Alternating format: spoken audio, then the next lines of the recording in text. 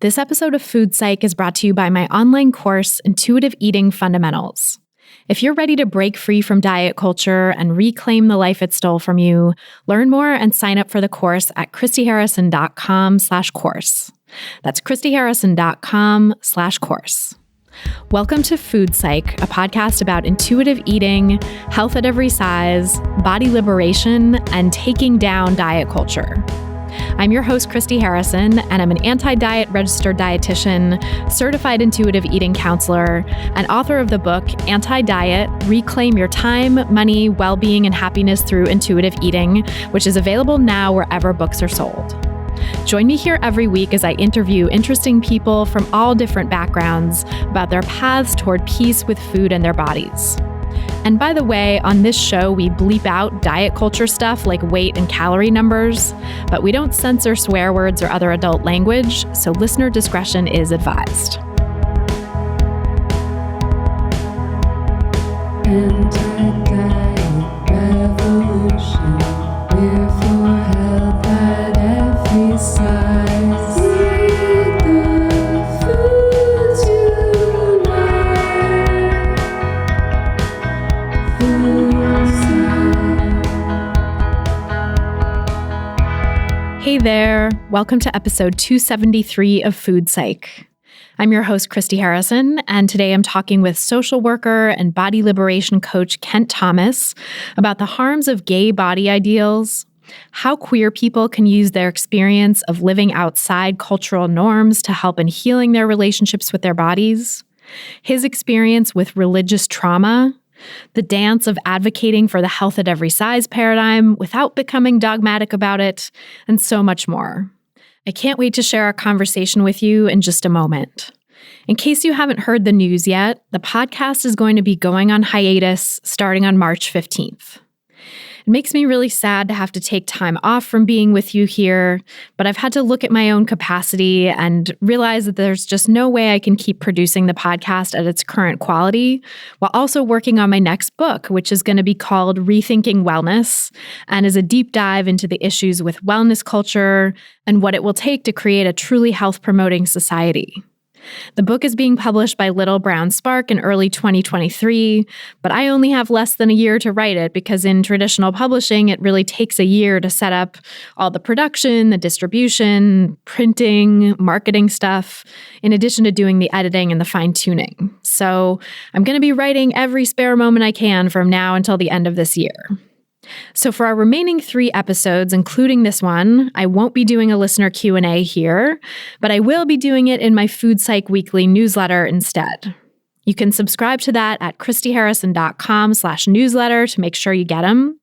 That's christyharrison.com/newsletter, and you'll get a special bonus Q&A right when you subscribe. And if you want to ask a question for me to answer in the newsletter, as always, you can go to christyharrison.com/questions, and that will automatically subscribe you to the newsletter as well. Also, the podcast archives will continue to be here whenever you want to listen. And meanwhile, I'll be directing you to new episodes of the podcast each week in the newsletter. There is one podcast I'm going to keep doing, and that is the one that I do every month for my Intuitive Eating Fundamentals course. So if you want to keep getting new audio episodes from me, even while I'm writing this new book, you can join the course at christyharrison.com/course. There you'll get to ask your own questions every month and have me answer them in that special podcast. And you can listen to hundreds of answers I've given to other participants already so that you can work through all the nuances of intuitive eating that come up for you and get some individualized attention from me. The course also has 13 modules of audio and written content teaching you the principles of intuitive eating, plus a private community forum just for course participants so that you can get daily support from hundreds of other great people who are on the anti-diet path with you, as well as guidance from me and my team. If you're ready to break free from diet culture and reclaim the life it stole from you, you can learn more and sign up for the course at christyharrison.com/course. That's christyharrison.com/course. And now, without any further ado, let's go to my conversation with Kent Thomas. So tell me about your relationship with food growing up. Yeah, depending on when I'm thinking, like what time of life I'm thinking about, that answer shifts, like what my relationship with food was really early on in my up until about age 9. I think being a boy, being straight sized, having a lot of food access, I didn't really think of food much during those years at all. I definitely remember like hearing diety things or fat phobic things, but it really didn't like get inside me for those first years. And I'm grateful to have at least like some memory of times where body oppression wasn't such a thing in my face. I think that started to shift in the third grade. I had a pretty traumatic seizure that really impacted my relationship with my body, where from the third grade into early high school, so much of my focus was on controlling my body through like neurological appointments and medicines and tests. And that really like kind of flipped a switch pretty quick in my relationship with my body between like it used to be this like free thing that I was able to feel good in to then this sort of liability. And that really kind of perpetuated up through like mid high school. And at first, it just was mostly about the seizure and things like that. But as time went on, I grew up in a pretty conservative church and Christian environment. And really, as late high school started to come around, there started to be a lot of talk about uh, quote unquote gluttony or the sins of the body, and definitely explicit fat phobia from the pulpit and from youth pastors. It was, and I don't think that's unique to my church. I think so many churches, being a part of our society, tend to be super fat phobic and body policing. And also with the underlying thing of like being a gay kid, starting to really reckon with the fears that I was gay, food and body became really something that I could be sort of moralistic about, be quote unquote pure about. And really, yeah, so it was about high school where my relationship with food really became so much about like moralizing fat phobia, and was sort of off to the races for my eating disorder in that time.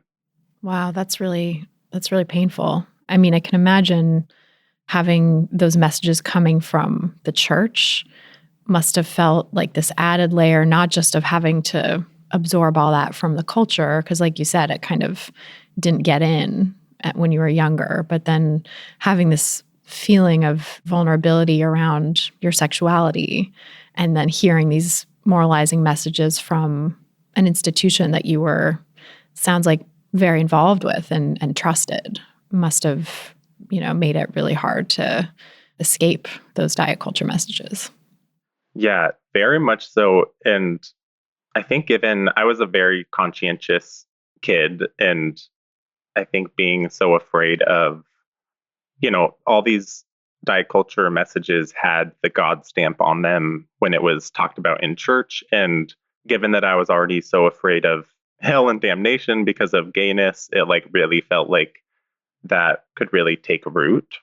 And then, I mean, it sort of all was heading in the same disordered direction as far as like within gayness in the gay world, there can be a lot of body oppression. And yeah, so it's both the social and the sort of God fears. And I think now, like looking back, there's times where I get really angry about all that, especially in the church where specific people would create shame. It was like they obviously had issues with their own body.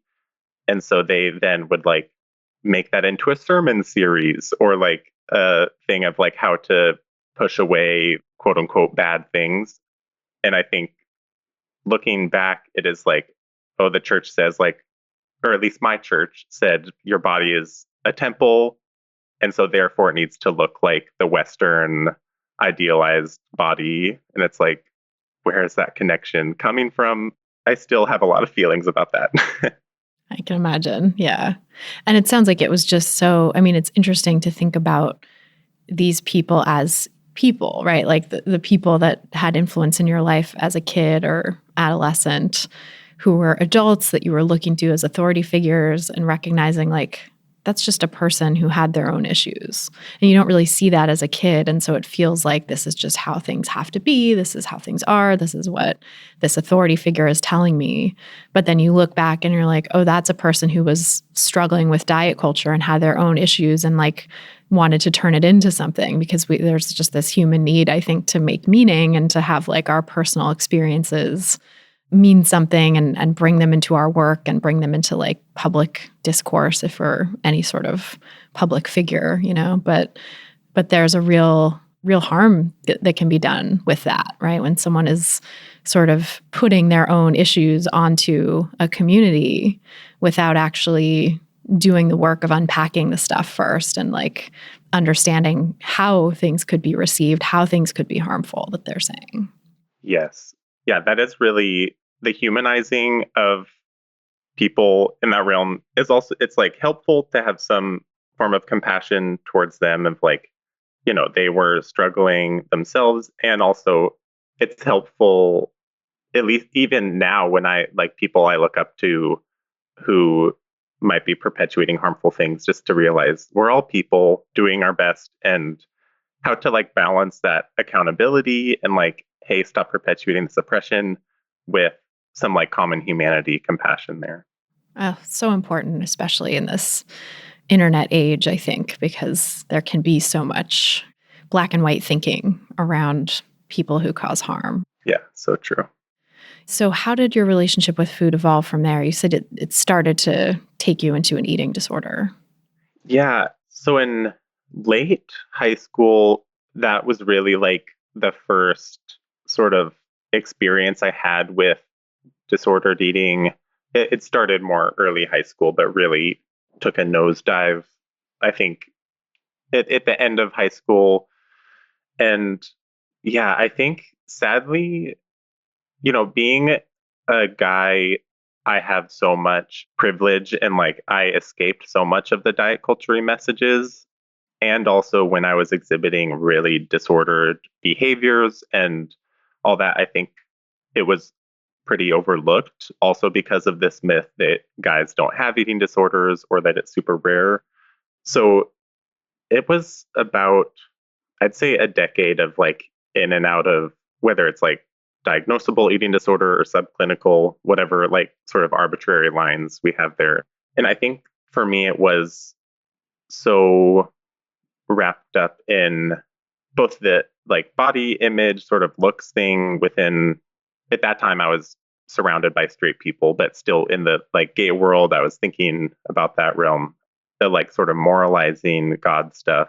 And then also there was a lot of healthism, I think, given my experience with having a seizure and this like intense body fear. There was a lot of like orthorexic sort of food moralizing and that. And I think given I spent a lot of time in this organization called Young Life, and I was a mountain guide for a couple summers. And sadly, that was where some like disordered exercise and movement stuff came in because it was a very like focused, the community was very focused on being fit, quote unquote fit, like able to climb mountains or whatnot. And I think that was like, there was even this check sheet that was like spiritual and physical, like calendar separated out. And it was like, what Bible verses did you read today? How did you move your body? And it was like this very like good or bad, and like leaving them blank was like a failure kind of thing. So I think that really went on through into my late 20s. And I think just kind of like randomly through Instagram and starting to see sort of the like hashtag body positivity things and it sort of like deepening from there, I realized like, okay, I have some disordered thoughts or behaviors or like just like somewhat troublesome. But again, like given that all I had learned in school about eating disorders was that like point whatever percent of men have eating disorders. So I was like, well, that's not me. But I eventually reached out to Liberating Jasper is an organization in Tacoma that does eating disorder treatment. And I just like reached out and met with a dietitian there. And she was like, well, this is an eating disorder. And I think for me, that was a turning point. And also, I think I wish I had sought or had treatment accessible earlier. Because, like, any form of disordered eating or exercise will inevitably snowball into something larger. So, yeah, I'm sad it took so long, but I'm really happy to have found Liberty and Jasper and treatment when I was able to. Yeah. And sometimes it just takes so long to sort of be ready for the type of help you need or to know what that might be, winding road. Yes, so true. And with that, I think I had definitely that like sick enough myth of like, oh, I have to wait till I'm having this much struggle or it's impacting this much of my life. And if I could go back and tell myself, like my late high school, early college self, I would just be like, you deserve help, even for the slightest bit of fear you have about your body. So yeah, hindsight is 2020. I know. And I hope that we can help people who are in that place now of just considering it and thinking maybe there's a problem to like recognize they deserve help now, not when they're quote unquote sick enough, because there's no such thing. There's no line at which you're allowed to seek treatment. And before that, you just have to muddle through on your own. And, the accessibility of treatment is another whole issue, right? And the sometimes presence of weight stigma and fat phobia and stereotypes about eating disorders that some clinicians unfortunately hold. That's another barrier. Certainly was for me when I first tried to open the door and was like, I don't know, my mom thinks maybe I have an eating disorder, said this to a therapist. And she was like, well, you couldn't have an eating disorder. You're not thin enough, basically. Ugh, yes. That just slammed that door. And then 10 years later, I finally was able to really get help or really recover. But yeah, I'm curious for you, like where in that sort of unfolding your coming out came into play and like how getting involved in the gay community maybe layered on some additional oppressive body ideals. Yes, great question. I came out when I was 24, so it was about 4.5 or 5 years after coming out when I finally got help. And I think, yeah, for me, coming out was both like that really liberatory, exciting thing and really did introduce me to more explicit body shaming. And yeah, I think a part of my experience was being like super closeted. For me, in high school and college, my life depended on me not thinking about my sexuality. And it was just something I really blocked out. When it came time that I like couldn't ignore that anymore, I was working for this Christian organization called Youth for Christ and was very much in the Christian community. So like weirdly, kind of like a weird part of my experience was I got an iPhone and like that day I got Grindr and like hooked up with someone and was like, oh my gosh, I'm gay. Like this sucks. And with that, both the liberation and also Grindr is, and for anyone that doesn't know, I think most people know, but it's like Grindr is a gay hookup or gay dating app. And it's a cesspool of fat phobia, racism, ableism. It's a pretty horrible place. And that was like that app was the first it was the first time in my adult life that I was like body shamed. And that was really, I think it reinforced the things I was afraid of. And it took me a long time and it took eating disorder treatment for me to realize how based in oppression those ideals are. And in this realm of like, Grindr being a pretty horrible place and the gay community, and when I say the gay community, like it's a monolith, but there's so many different aspects. It's important for me to realize, like for me growing up, when I would hear about gay people and like hear about the body norms that were oppressive, it really felt like it was, oh, just gay men are shallow, they're mean, they're sassy, and that's why they all are like constantly dieting.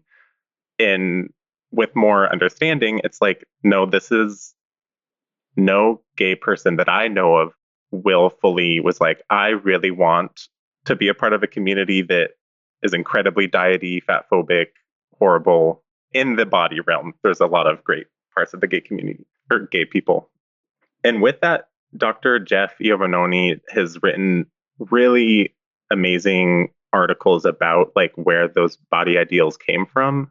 And for me, that was helpful to realize that there's so much shame and stigma about being gay, and especially given like the HIV pandemic and how sort of quote unquote looking healthy became a way to push against shame and stigma.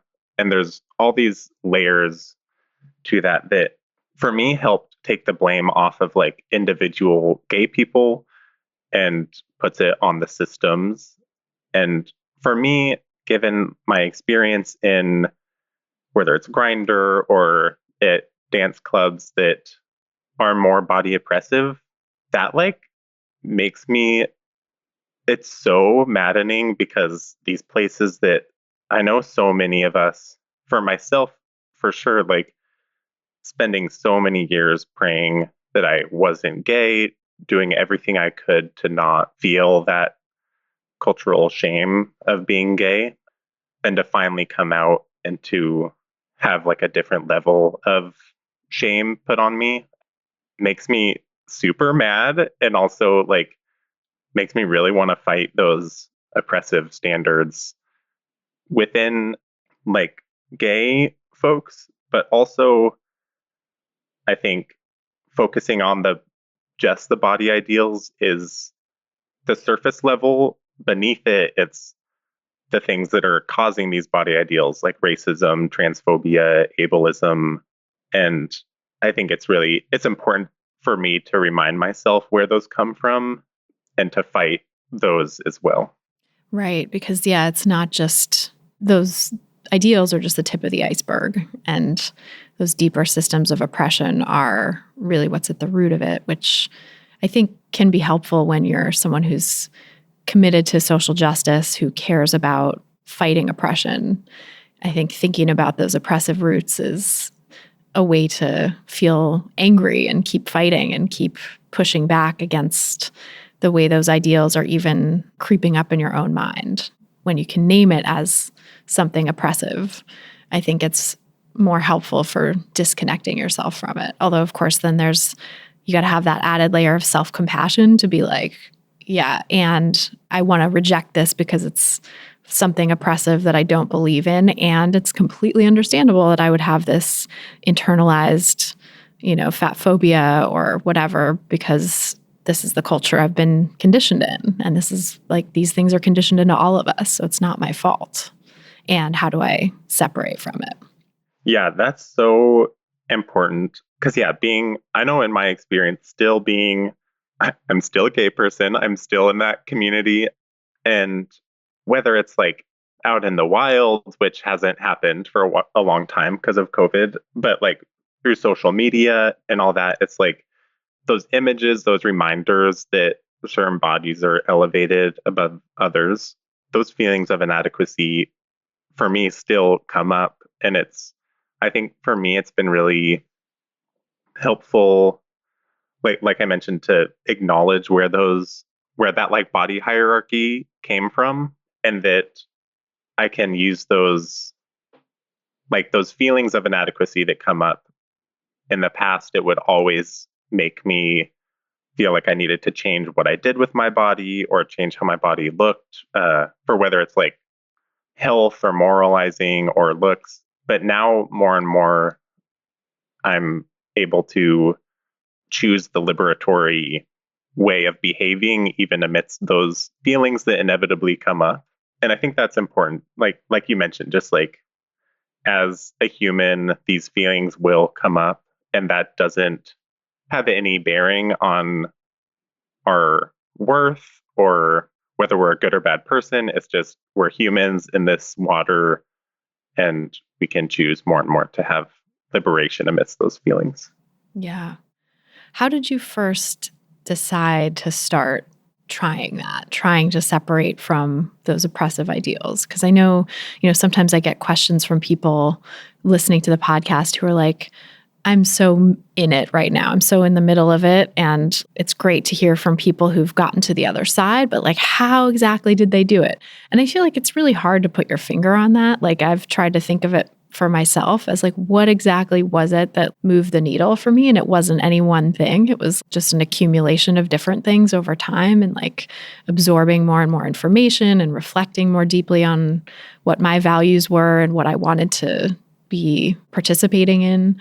But I'm curious for you, like, what if there were any little like touch points along the way that sort of built up to this ability to like practice divorcing yourself from diet culture and from the wellness diet, because, especially as someone with any sort of chronic illness or illness history, I don't know if for you the seizure progressed into like any sort of full-blown epilepsy or anything like that. But for me, I know as someone with multiple chronic health conditions myself too, that separating from the wellness diet was even another layer of difficulty from the body size stuff. There was the moralizing health beliefs and standards that I was also having to move away from.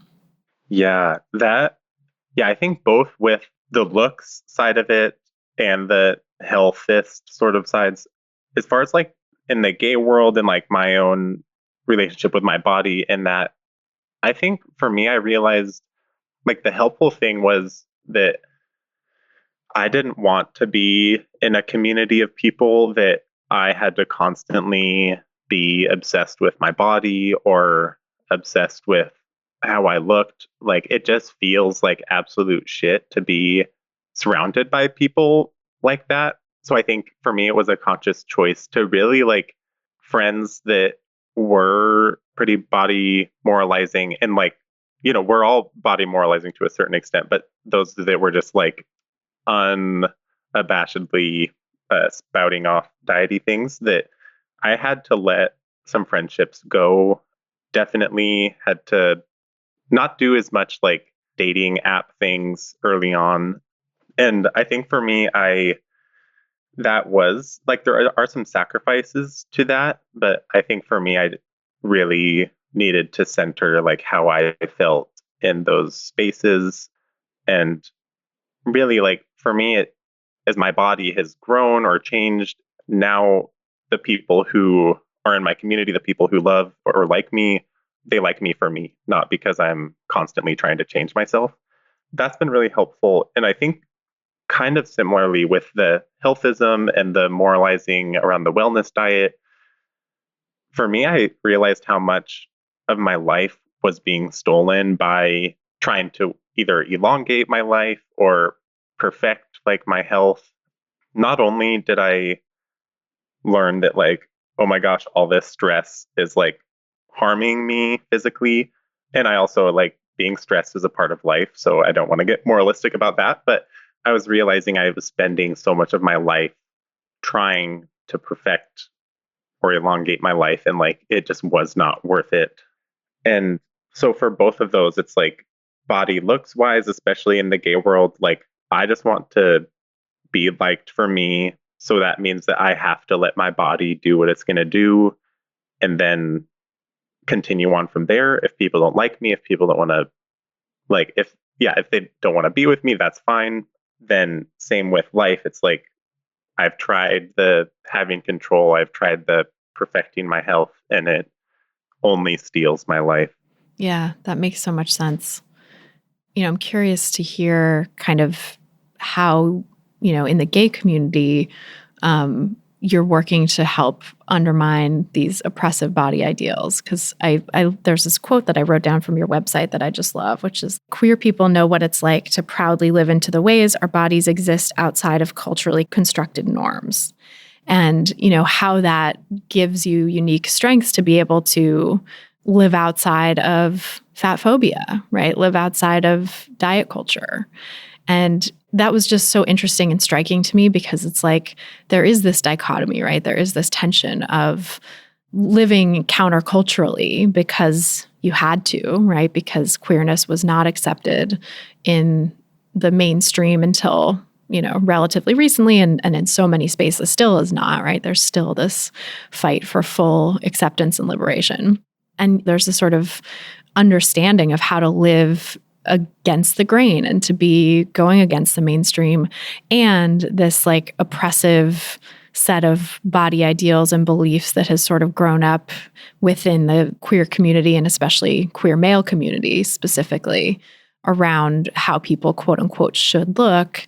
And just sort of pointing out that dichotomy, I think is probably really eye-opening to some folks who might not have recognized that tension before. So I'm curious, like, how you came to that awareness that this is, something that actually is like the ability to live counterculturally and to critique the status quo and, be outside of an oppressive system is a strength that the queer community already has, and how to like harness that for body liberation.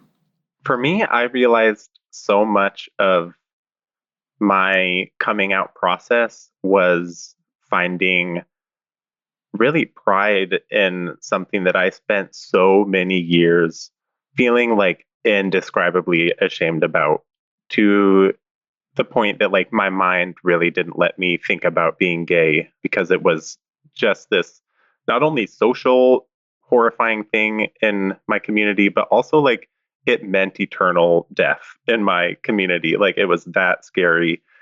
So the process of coming out and being like, oh my God, I love being gay. This is such a gift, that really like taking that framework of something that used to be so filled with shame, and like my community was actively shaming and saying I was going to die, I was going to be a bad person, taking that and applying it to bodies and my own body, there's so much body shame in our world, no matter who we are. And so to find pride in the ways that my body doesn't fit that like either gay ideal or just society at large ideal, to be able to like use the ways my body is outside of those norms as a place of like taking up that space proudly.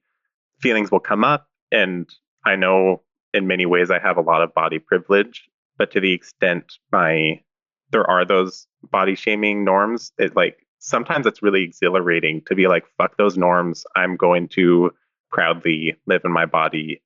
So I think, yeah, being queer and breaking those norms of heteronormativity has helped me in my being okay in my body, no matter what the cultural norms are.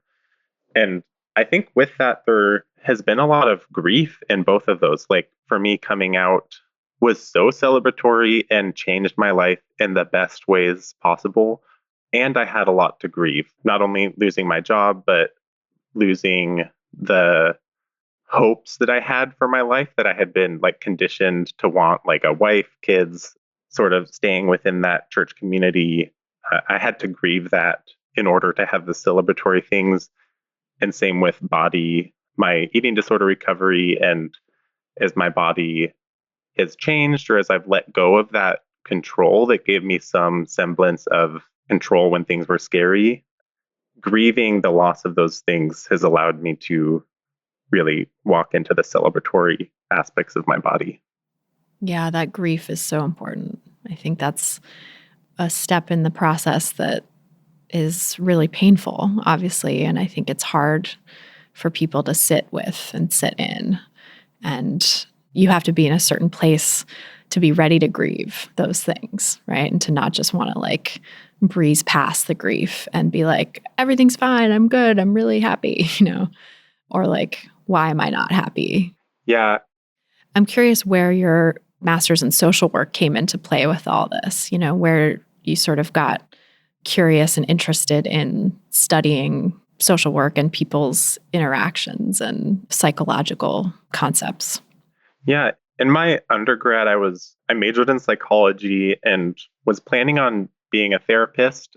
But between college and applying for school, I realized that I really cared a lot about the systemic issues and like the outside world of people's lives. And for me in my own life, it was really healing to think about the external systems that really impacted me in my daily life. So social work was a great mix of both the individual and then also thinking about broader systems at play.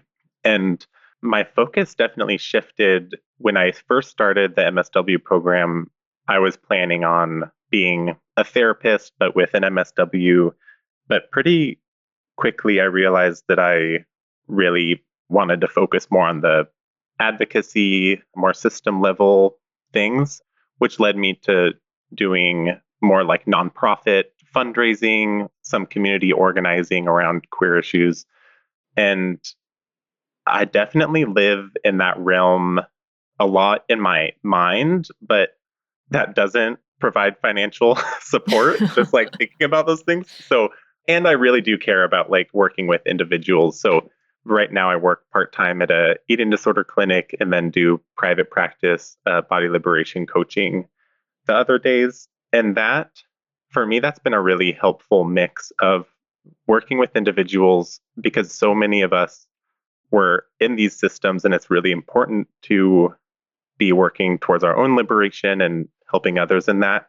And then also, I have so much hope that we can continue to change systems so that future generations don't have as much body shame or body fear. Yeah, so for social work, I really like the focus on the individual and the systems. I agree. I feel like that's, if I were to go into that realm, that would be what I would study too, because it encompasses both. And it's so important. I'm curious what queer body liberation or body liberation coaching in general means to you. Like, how is that different than therapy, for example? Yes. For me, body liberation coaching is a really specific way of relating with people and pondering how, like when I work with clients, it's very specific on their relationship with their bodies and how that's impacted relationships with others or their hopes and dreams for life. Most of my clients are cis gay men. And so it is like really delving into the aspects of body shame in gay spaces, both how those are systemically happening and like where those came from, and that like acknowledging the oppression underlying all those body ideals. And then also the individual of like, yes, these systems are here, they've caused pain. How can we divest from those in our own lives and ideally start to advocate for those to be eradicated in our communities? And it's different from therapy in that I'm not a licensed therapist, so it's not, insurance doesn't cover it, and it's not as all encompassing of life. It's focused on body oppression. And then with that, I appreciate that I have the capacity to do more community organizing and things in that realm that can, and I lead a group of like a queer eating disorder support group through Liberty and Jasper. And doing that more group work is really meaningful and I think important to find community amidst the hard things and the celebratory things. Yeah, that's so important. I think community is a huge piece of healing in this work. And one thing you said, I was connecting it to something that I saw you write about somewhere, which is this idea of questioning and interrogating our attractions and body ideals for other people, right? The things that we're attracted to and why that is, preferences, and how that, especially for like, given your experience, for example, where you tried to like pray the gay away and make yourself not attracted to the people you're attracted to, right? There's that history in queer communities of like that pressure to do that. And then how can you sort of like acknowledge that whole history as being problematic and also be, interrogating your preferences and attractions in a way that is moving towards liberation? And not sort of shutting down or denying where you are, but also recognizing that maybe that's not in line with your values. Yes, I love this subject. It's really important to parse out those things because, like you said, so many, myself and other gay people, spent so much of our young adult lives trying not to be attracted to men. So, and it's like so much shame in that. So it is really freeing to then allow ourselves to be attracted to men, to do that without shame. And I think, yeah, then so it makes it hard to then like ponder, oh, what parts of my attractions were conditioned or are based in pretty oppressive things like racism, fat phobia, transphobia, ableism, all of those like really oppressive systems. And I think for me, it's been really helpful to take the shame out of it, that like we are just people, we're products of our environments. So it's like it's not a bad person thing to be attracted to something that has been like so culturally sold to us as this like superior thing. And then to really like bring in with that compassion the like thinking creatively, thinking like not, as gay people, we thought for ourselves and we came out as gay and went against the norm in that realm. In the same way, it's like going against the norm that these, typically white, thin, muscular, young, non-disabled bodies that are sold to us as these perfect specimens, like that's so boring. That's not liberation. That is oppression. That's capitalism packaged and sold to us. Like it's not liberatory. And I think there's a way to think about that that's not shaming and that's more curious and thinking outside that box that's been sold to us. But yeah, I think it's worth taking time in that because, yeah, I don't want to start perpetuating shame for people being attracted to the culturally constructed ideal.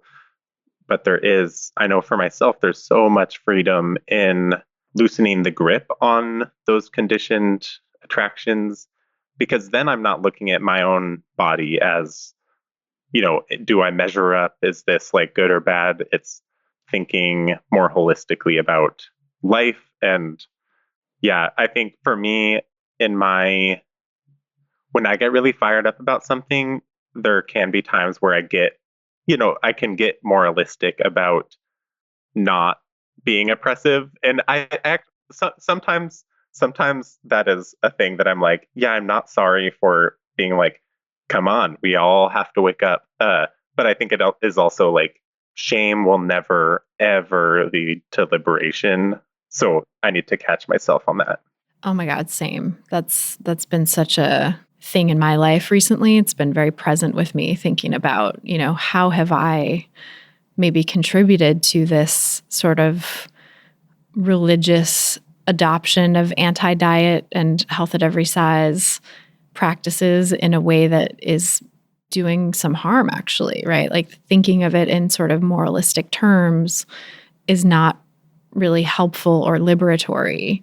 And also there is that piece of it, which is like, but there is sort of like this right thing to do of accepting all people and all bodies no matter what. And so how can I sort of square those two different things and be more nuanced in the way that I present this information? Because I think, I've never been a religious person. Actually, I was not raised in any sort of religion and I haven't had that value system in my life. But what I have had is like social justice and liberal beliefs. That was something that I guess was the closest thing to religion that I grew up with, was like the belief that, all people should be treated equally and that we need to like have systems in place to help those who are systemically disenfranchised and all of that stuff, right? That was such a thing in my life growing up in the Bay Area with some kind of hippie-ish, liberal parents. Like that has been a touchstone for me forever. And so how do those beliefs get filtered in through this moralizing lens and this almost religious lens in my work versus, how can I kind of take a step back and not be as moralistic when conveying these ideas, but appealing to people's like common humanity and values and what I think a lot of us share without making it be like you're a bad person if you, think these things. But then also still holding this idea that like, yeah, but if you think larger bodied people are bad, even if you sort of secretly hold that implicit bias, that's kind of your work to undo. Same as if you have, implicit racist beliefs or implicit homophobic beliefs or whatever. Like that's kind of your work to do to unlearn those things to be a good person. I don't know, right? Like it's also difficult to untangle. Yeah, that like the purity thing and like this, perfectionism can so easily come in to this realm with caring about social justice and anti-oppression. Yeah, and I think for me that it's hard to find that balance, like you said. I know for me as a white, cis, gay man, we are the oppressors in so many aspects of the queer community and in other aspects of life. And like for myself, I like want to just like so intensely push against that and like have us not be the straight white men of the queer community perpetuating these things. So I think it is both that holding accountable because there is a time to be like, nope, you're doing a bad thing. So feel bad about that and change it. And then when is the recognizing that cis white gay men are having a hard time. There are hard parts of being a human and being a gay person. And I think that thing of being perfectionistic, whether it's being perfectionistic about myself or feeling that perfectionism in more social justice-y places, I know for me that can like hinder me from actually doing work. Like I'm afraid of doing it wrong and both divesting from perfectionism and then also being like, oh, and I fucked up and I did a thing that was harmful. How can I be accountable to that? Yeah, I feel that so hard. I don't want to be part of that problem. I don't want to be someone who is moralizing about these issues and making people feel ashamed. And also, like, I still stand for something. I still have these values that I feel are very important to me and important for the world. And so how can I have these values as a like guiding light while also not engaging in oppressive tactics? Yeah, and I think it is, like you were mentioning, it's balancing that, like the feeling the safety and community to make mistakes.